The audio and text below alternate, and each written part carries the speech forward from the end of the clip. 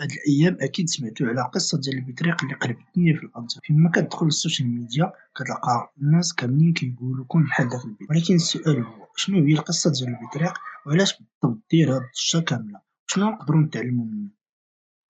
القصة ديال هاد البطريق راه تصورات قبل من 15 عام فواحد الفيلم وثائقي. فالمشهد اللي كنشوفو مستعمرة ديال البطاريق كاملين متجهين للبحر فين كاين الماكلة والحوت والحياة العادية ديالو، ولكن فجأة واحد البطريق وقف وشد طريق خور،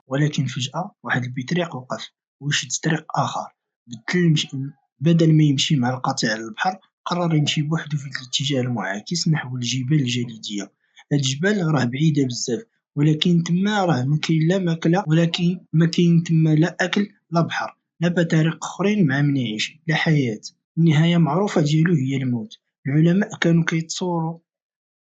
اللي كانوا كيتصوروا المشهد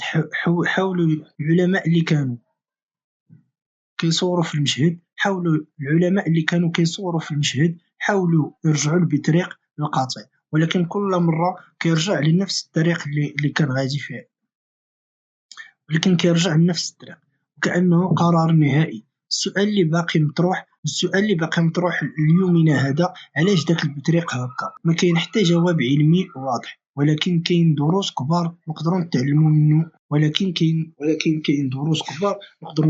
من هذه القصة.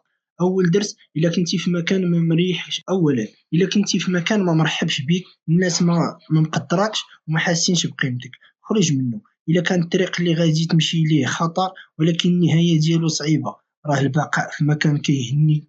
حتى إلا كان الطريق اللي غادي تمشي ليه خطر ولكن النهاية ديالو صعيبة، راه البقاء في مكان كيهنيك أخطر. هاد البطريق فضل يمشي للطريق اللي كيعرف باللي غادي تديه الهلاك، على أنه يبقى في مكان ما منسجم معاه. واش هذا انتحار ولا كرامة؟ الناس اختلفوا، ولكن الحاجة اللي واضحة هي أن القرار كان قوي. وثاني درس، الطريق المجهول. كاين واحد المثل كيقول أكثر الطرق المجهولة كتوصل لأجمل الأماكن. في الحياة ماشي ضروري ديما تمشي في الطريق اللي الناس كاملين دايزين منها. مرات خاصك تجرب تغامر، تمشي في طريق ما معروفاش حتى إلا ما كنتيش عارف فين غادي توصل. حتى إلا فشلتي على الأقل حاول، وأنت اللي قررتي مصيرك ماشي المجتمع. ثالثا وآخر درس، ما تبنيش حياتك على آراء الآخرين. إلى المجتمع اللي عايش فيه ما متفقش مع القيم ديالك ما مفاهمش ما تقبل إلى المجتمع اللي عايش فيه ما متفهمش إلى المجتمع اللي عايش فيه ما متفقش مع القيم ديالك، ما فهمكش، ما تقبلش الاختلاف، من حقك تمشي وتبحث على بلاصتك. ما تبنيش حياتك على آراء الناس. إلا المجتمع اللي عايش فيه ما متفقش مع القيم ديالك، ما مفاهمش معاك، ما متقبلش الاختلاف، من حقك تمشي وتبحث على بلاصتك. هاد البطريق قالها هاد البطريق قالها بلا كلام. اسمحوا لي، أنا ما باغيش نكون بحالكم حتى إلا مشيت للهلاك.